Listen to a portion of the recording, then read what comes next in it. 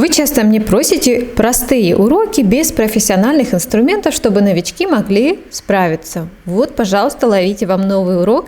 Мы будем делать с вами брошь цветком чертополоха. Как видите, эскиз я рисую на бумаге от руки, размер подбираете сами. В идеале, чтобы брошка не была выше 7 сантиметров. А как выглядит чертополох, я думаю, можно посмотреть в интернете, увидеть форму их листочков и попробовать подобное нарисовать на бумаге. Затем это все вырезаем. У меня всего один вид листочка и основа такая в виде головастика, которая будет подложкой для цветка. Сейчас раскатываю пластику зеленого цвета, любой зеленый подбирайте, на толщине в 1,5 мм. Дальше бумажный эскиз перекладываем на пласт из зеленой глины и скальпелем по контурам эскиза вырезаем заготовку под основу брошки. Перекладываю это все на керамическую плитку, на этой же плитке буду запекать изделие. Дальше беру пластику фиолетового цвета и начинаю отщипывать небольшие кусочки от нее и раскатывать такие длинные продолговатые морковки приблизительно по 2-3 сантиметра. Длинные у нас пойдут на задний план, более короткие на передний. В общем, сейчас мы раскатываем множество фиолетовых иголочек. А дальше я подбираю большие длинные иголочки и укладываю их рядышком друг с другом на подложку зеленую, широкую. По центру у нас будут самые высокие иголочки, и дальше иголочки идут на убывание. Короче мы складываем. Сначала заполняем нижнюю подложку из длинных иголочек.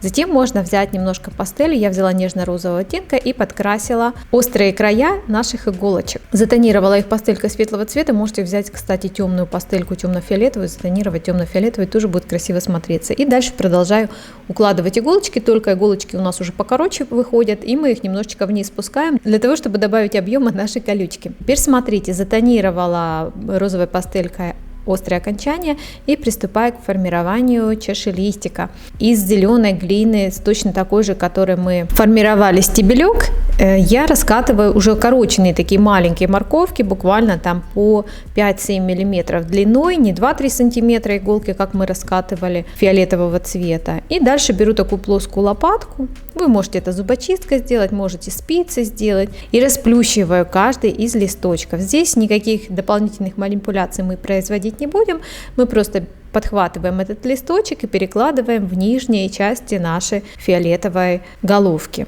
Закрываем нижнее основание цветка, делаем достаточно пушистый зеленый низ. Если неудобно работать таким инструментом, значит возьмите спицу, либо зубочисткой подхватываете и укладываете, делаете объемный низ. Дальше нам нужно будет маленьким стеком чуть-чуть сгладить внизу стыки и швы листочков, и темно-зеленой пастелькой можете затонировать листочки, чтобы они выглядели более живыми и естественными. Я продолжила еще делать немножко морковок, таких маленьких зеленых для листиков. Сейчас мы с вами немножечко увеличим и утолщим ножку. Вот зеленые добавочные пластики размещаю на стебелек и сглаживаю все наши швы. Это можно сделать стеком, это можно сделать просто влажной салфеткой, намотав ее на пальчик, и просто подчистить все швы и все стыки, чтобы их не было видно. В общем, утолщаем наш стебелек. И смотрите, у меня раскатанный пласт тоненько, где-то 0,5 мм, 0,7 мм раскатывайте. Из зеленой пластики накладываем сверху эскиз нашего листочка, вырезаем 2 заготовки листика, хвостик у листика оставляю в одном листочке подлиннее, в другом будет покороче.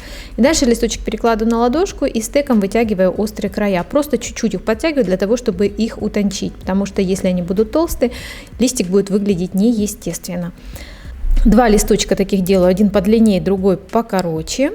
Вырезаю по одному бумажному эскизу, но 2 разных заготовки по длине. И дальше беру вайнер. Если нет вайнера, выходите на улицу, сейчас живых листьев очень много на деревьях, вырываете 2 листочка, приходите и делаете отпечаток двухсторонний, уже приложив пластику между 2 живыми листочками. Стебелек мы сделали основательный, и теперь внизу делаем закладку уже зелеными листочками до конца. И сглаживаем стык, чтобы стебелек в листья уходил плавно. И смотрите, каждому из листочков нам нужно придать тонировку по краешку. темно-зеленой пастелью для того, чтобы листочек не смотрелся пластмассовым, а был более естественный. Листочек один прикладываю тут, чтобы подлиннее, допустим, с правой стороны, хотя здесь можете поиграться и посмотреть, где выгоднее ваш листочек смотрится. И тонирую второй листочек и укладывать его буду с противоположной стороны. Этот листочек короче, и он у нас под цветком пойдет чуть вниз, на другом уровне. Укладываю его с левой стороны, опять иголочкой его прям прижимаю по центральной бороздочке к стебельку нашего цветка и тонирую краешек вывернутого листика, чтобы зеленая пастелька присутствовала везде, и стебелек немножко тонирую. Все, ставим запекать наш цветок.